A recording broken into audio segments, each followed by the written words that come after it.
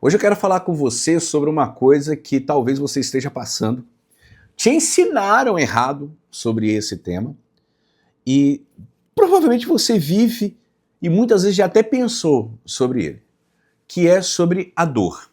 A dor, qual o papel da dor na minha vida? Qual o papel da dor na sua vida?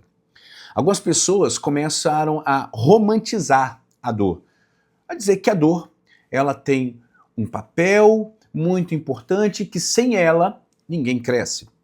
Bom, há uma verdade que a dor ela nos ensina, ela nos aponta para alguma coisa, eu vou te falar sobre isso hoje, mas a verdade é que não tem necessidade de você passar por uma dor.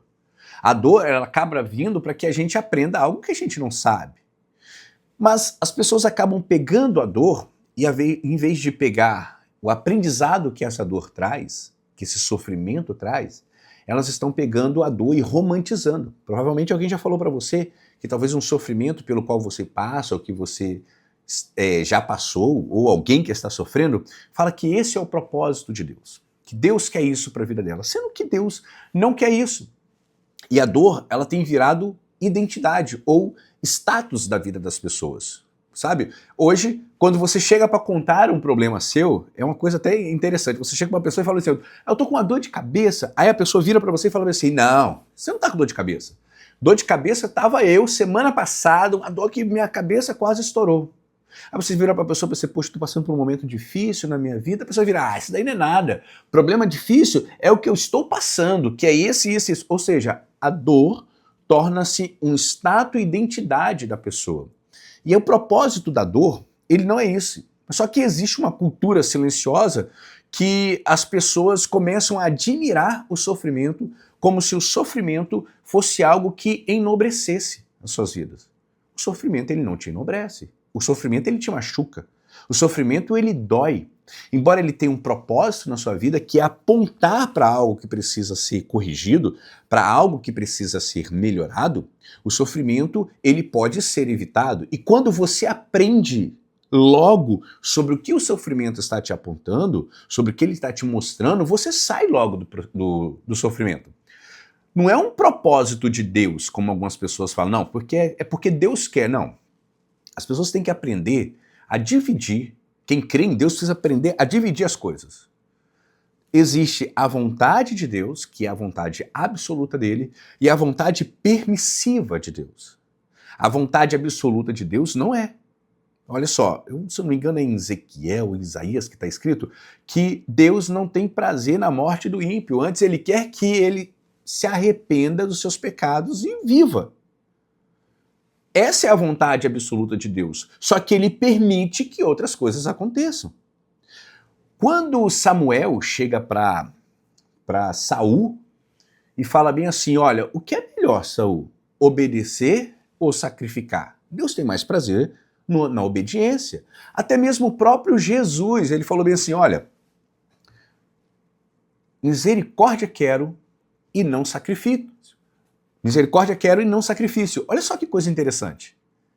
Deus, o tempo todo, está querendo o nosso bem. Essa é a vontade absoluta dele. Ele não quer que você sofra para que você aprenda alguma coisa. Ele permite que você sofra por um tempo para que você aprenda.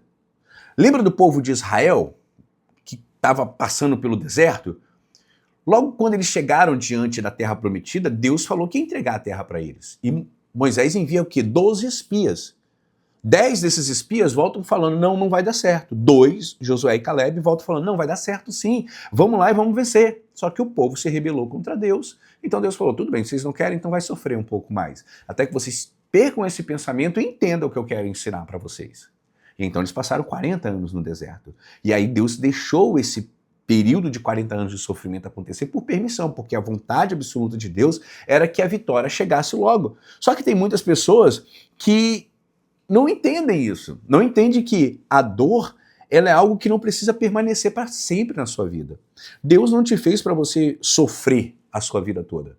Deus não te fez para você passar 20 anos de sofrimento, 10 anos de sofrimento, não. O seu sofrimento, ele tem um propósito, e quanto antes você entende isso, mais rápido você sai dele. Você não pode ficar romantizando essa dor na sua vida. Olha só, existe uma diferença enorme entre usar a dor para amadurecer e transformar a dor na sua identidade. Por quê? Você vai ter uma dor na sua vida e essa dor, ela vai amadurecer você. Ela vai te ensinar algo. Sabe quando você sente uma dor num braço e você olha, tem uma ferida? Aquela dor ali é para te alertar, ó, tem um corte aqui. Tem um osso quebrado. Tem algo que precisa ser corrigido aqui.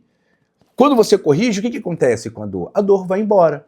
E quando você não corrige? E quando você não trata muito bem? A dor, ela para um pouco e depois ela volta de novo. Ou seja, a dor, ela veio para alertar. Ela não pode se tornar a sua identidade, quem você é. O problema é quando o sofrimento começa a parecer que ele é bonitinho. Olha só, romantizar a dor é quando o sofrimento deixa de ser algo a ser enfrentado e começa a ser admirado. Tem pessoas que admiram o fato de sofrer. Tem pessoas que admiram o fato de sempre estarem cansadas, não, porque tudo se consegue com dureza. Óbvio, você vai construir as coisas na sua vida com luta, mas não significa que essas lutas irão perdurar a sua vida inteira. Que tudo que você fizer vai ser com amargura e dor para você alcançar. Não. Algumas coisas vão precisar de ter dor? Sim. Mas nem todas vão precisar. Nem toda pessoa que sofre, ela está sofrendo e está aprendendo alguma coisa. Como eu falei, olha só, alguns sofrimentos, em vez de aproximar as pessoas de Deus, distanciam. Sabia disso? Porque as pessoas não conseguem entender o processo pelo qual estão passando e sofrem aquela dor para o resto da sua vida. E isso não é bom. Isso é muito ruim. Isso destrói a vida da pessoa. Quando ela não consegue entender o que aquele processo está fazendo na vida dela. Porque ela começa a pegar aquela dor e transforma ela na sua identidade. Eu sou essa dor. Vou te citar outra passagem bíblica. Diz que quando o rei Davi assumiu o trono, ele falou assim, tem alguém da família de Jonatas para que eu possa fazer o bem? E aí fala, tem sim um filho de Jonatas, um aleijado. O nome desse aleijado era Mefibosete. Só que até aquele momento chamavam ele de o aleijado, o filho de Jonathan que era aleijado. O aleijado não era o Mefibosete, era o aleijado. Por quê? Porque a dor que ele vivia havia se tornado a sua identidade. Havia se tornado quem ele era. Havia tomado a personalidade dele. Olha só, existe um perigo, algo muito perigoso, quando a pessoa começa a precisar da dor para saber quem ela é. Será que você vive isso? Tem pessoas que vivem assim. Para elas serem identificadas, elas têm que ser identificadas pela dor que elas vivem. Ah, aquela pessoa que sofreu tal coisa. Não, porque a minha vida, ela sempre foi de lutas e dores e dificuldades. A pessoa tem orgulho de contar a sua dor e não ter nenhuma vitória. Pessoa que só conta dor, pessoa que só conta amargura em sua vida, geralmente não alcançou nada. E se você tem vivido alguma dor por anos na sua vida, é porque você ainda não aprendeu aquilo que você precisa aprender com essa dor. E há a necessidade de, quanto antes, você começar a identificar o motivo dessa dor. O que ela está trazendo para você. De repente você passa uma dor no seu casamento, e aí você precisa entender, poxa, por que eu sofro tanto com o meu casamento? Eu não casei para ser uma pessoa triste, eu não casei para ser uma pessoa amargurada, eu casei para ser uma pessoa abençoada, ter um casamento bênção. E não significa que para crescer no meu casamento eu vou precisar de sofrer vários tipos de dores para que o meu casamento seja validado. Não, você casou para ter uma vida abençoada com seu marido, com a sua esposa. E a dor que você está passando, de repente ela está te indicando algo que você precisa fazer para que seu casamento fique melhor. Entende? Você não tem que sofrer essa dor para sempre. Você precisa identificar o que essa dor está te mostrando para você melhorar isso na sua vida. Porque a dor, ela não vai trazer validação para você. Não é a dor que valida aquilo que você tem. A dor não faz isso. A dor, ela somente te mostra. Ei, fulano, melhora isso aqui. Isso aqui na sua vida precisa ser transformado. Não se apegue à dor como se ela fosse a principal razão da sua existência. Não é. A dor não é o que te faz existir.